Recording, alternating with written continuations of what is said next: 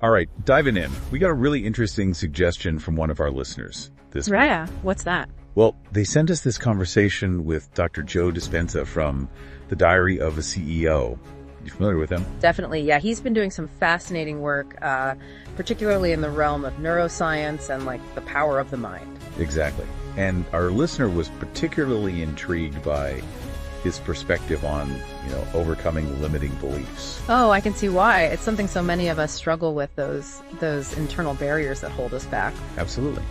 And making genuine changes, like not just surface level stuff, but deep, lasting transformation. Right. The kind of change that actually ripples out and shapes our lives. Sounds like a perfect topic for a deep dive. Totally agree.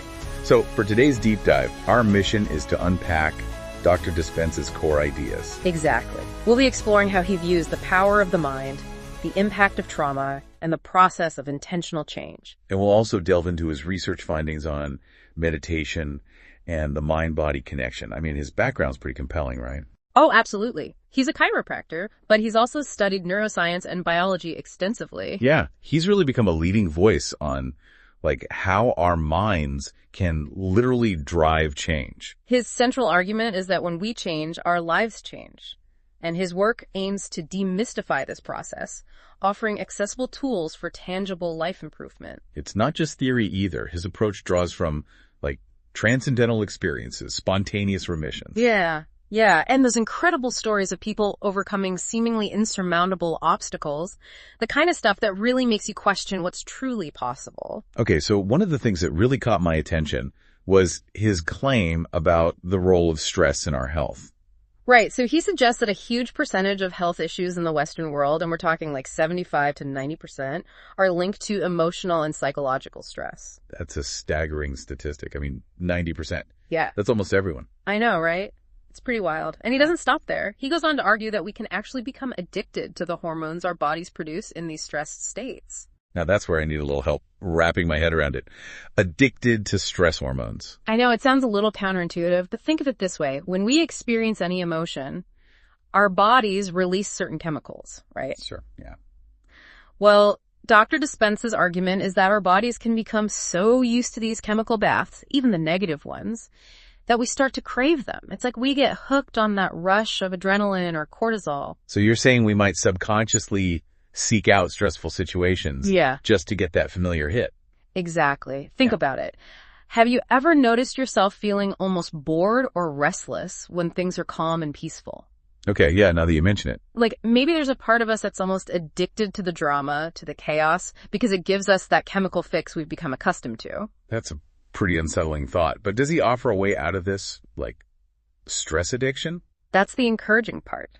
He emphasizes that we have the inherent power to break these emotional addictions. It's not about simply managing stress. It's about fundamentally changing how we respond to it at a deeper level. This reminds me of another point he makes, the one about our past not defining our future. Oh, absolutely. He really challenges that deterministic view that many people hold on to, the belief that our past experiences dictate our destiny. Right. It's like he's saying we're not just victims of our circumstances. We have the power to change, to evolve beyond those past limitations. And he offers some pretty compelling examples to back this up. He talks about individuals who've overcome some really serious traumas, things you'd think would leave lasting scars. And they've managed to not only heal, but to thrive. Exactly. Their past experiences become part of their story, but they don't define their entire narrative. And here's where it gets even more interesting. Go on, I'm hooked. Dr. Dispenza highlights research indicating that a significant portion of the stories we tell ourselves about our past, maybe up to 50%, might not even be entirely accurate. Whoa, wait a minute. Are you saying we're walking around with, false memories? Not exactly false, but perhaps more distorted or embellished over time. Our memories aren't perfect recordings. They're reconstructed each time we access them. And those reconstructions can be influenced by our current beliefs, emotions, even the stories we tell ourselves. Precisely. So we might be clinging to versions of the past that aren't completely grounded in reality, which can really hold us back from making those changes we desire. So if we're not bound by our past, what's the key to creating that lasting transformation, according to Dr. Dispenza? Well, he emphasizes that we don't need to wait for a crisis to hit us over the head to change. We can choose to evolve proactively from a place of joy and inspiration. He actually argues that it's more effective to learn and grow when we're feeling good, right? Exactly. It's about tapping into that positive energy and momentum to fuel our transformation. His work focuses on giving people the knowledge to literally create new neural connections in their brains. So we can actually rewire our thinking, our feeling, our actions, even within the same environment. Precisely. It's about actively building a new mental landscape, understanding the how and why of change at a neurological level. And here's where his research gets really fascinating. You're talking about the studies at his retreats. Right. Where he's observed those seemingly miraculous shifts. Exactly, like people getting out of wheelchairs or experiencing spontaneous remissions from chronic illnesses. These profound transformations inspired him to take his research to the next level. He wanted to understand the mechanisms behind these changes, not just observe them anecdotally. Right, so he brought in neuroscientists, biologists, even quantum physicists to measure what was happening in people's bodies and brains during meditation. They were looking at heart rate variability, brain wave patterns, all that. Yeah, exactly. He wanted to see if there were tangible physiological changes accompanying these transformations. And what they found was pretty remarkable. So they were able to measure shifts in brain activity, heart rhythms, and even gene expression in response to these practices. Exactly. And over time, they've built this massive database on the connection between meditation and the body systems. They're collaborating with major universities, institutions like UC San Diego, Harvard, Stanford, to scientifically validate these processes. It's not just about personal stories or subjective experiences. They're bringing in the hard science to back it up. And that adds a whole other level of credibility to his work, I think. Now, from what I understand, people come to his workshops and retreats with all sorts of hopes and desires. Oh, absolutely. There's a wide range of motivations. Some are looking for healing, whether it's physical, emotional, or even spiritual. Others might be seeking breakthroughs in their careers, relationships, or creative endeavors. Some might even be drawn to the possibility of mystical experiences, wanting to expand their consciousness. But Dr. Dispenza suggests there's something deeper at play, a more fundamental drive beneath all these individual desires. He believes that at the core, people are seeking to change something essential about themselves, to evolve into a more authentic and empowered version of who they are. So the specific goals, the healing, the new career, those are almost like byproducts of this deeper internal shift. Right. It's like they're drawn to his work with a sense that something's missing, a yearning for something more. And through these practices, they begin to uncover their true potential, tapping into possibilities they might not have even realized existed before. So as we begin to wrap up our initial exploration of Dr. Dispenza's perspective, what really stands out for me is this powerful message. We have the inherent capacity to change. Absolutely. And that change isn't limited by our past experiences.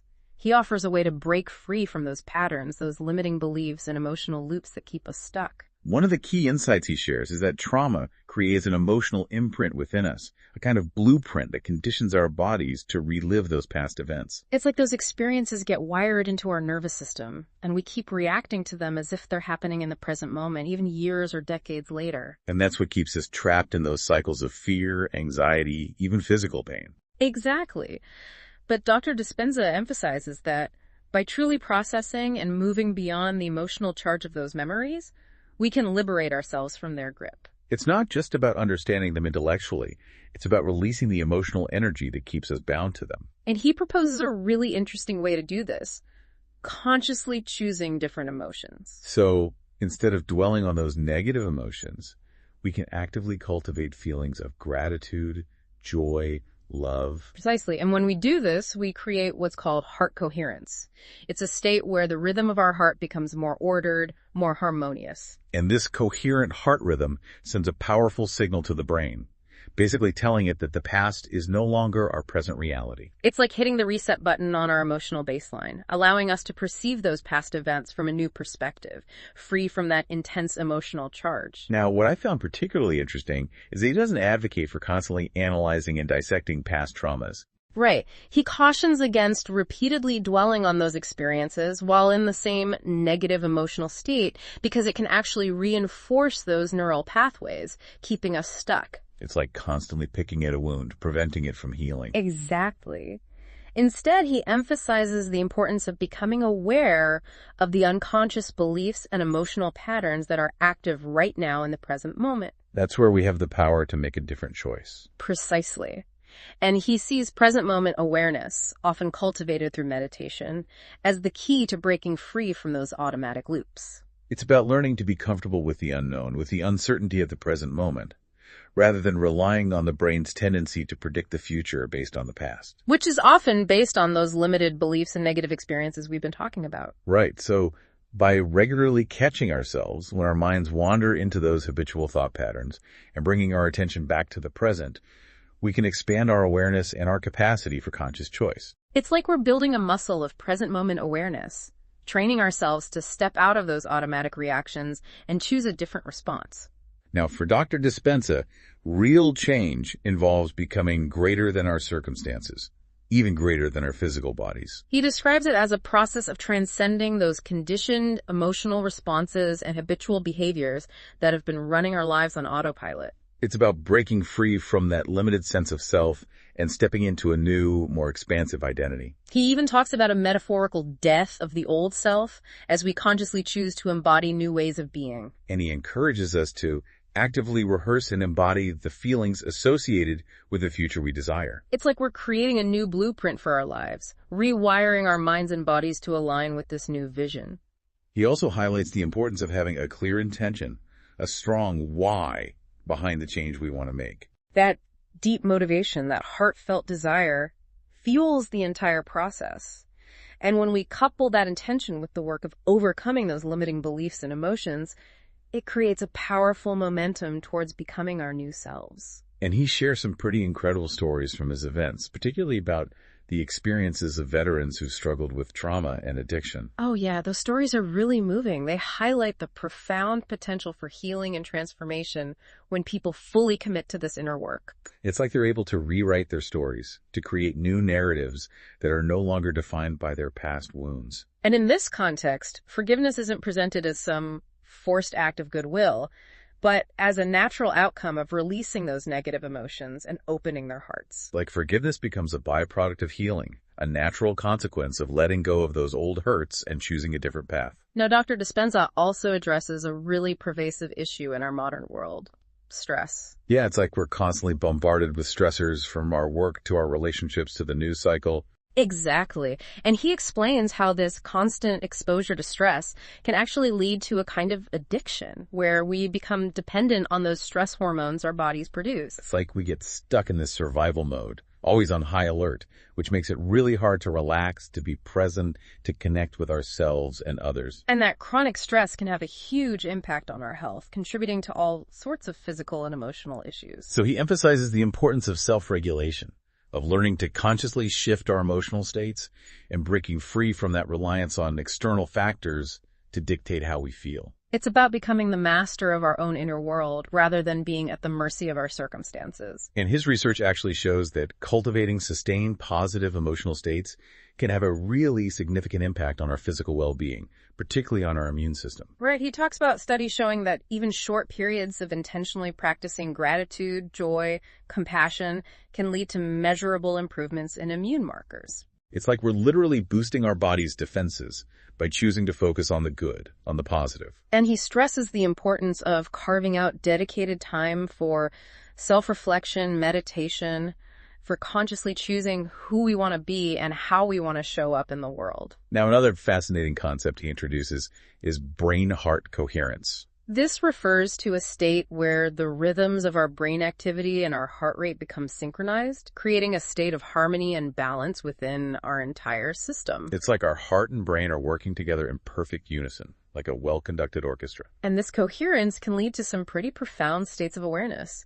Studies have shown that in these coherent states, individuals can experience increased creativity, heightened intuition, even a sense of expanded consciousness. It's like we're tapping into a deeper level of intelligence and wisdom when we're in this state of coherence. And what's really interesting is that Dr. Dispenza's work draws parallels between these meditative states and those induced by psychedelics. You're talking about things like psilocybin mushrooms or LSD? Exactly. He points to research showing that both experiences can lead to a quieting of the default mode network, which is that part of our brain associated with self-referential thinking and mind-wandering. It's like we're silencing that inner critic, that voice that's constantly chattering and analyzing, and opening up to a more expansive, interconnected way of experiencing reality. And he also suggests that in these altered states, whether induced by meditation or psychedelics, we might have access to information and insights beyond our normal sensory perception. It's like we're tapping into a deeper level of knowing, a realm of possibilities beyond our ordinary awareness. Now, what he emphasizes is that achieving brain-heart coherence in these expanded states is particularly powerful. Because it allows us to broadcast these new frequencies of thought and feeling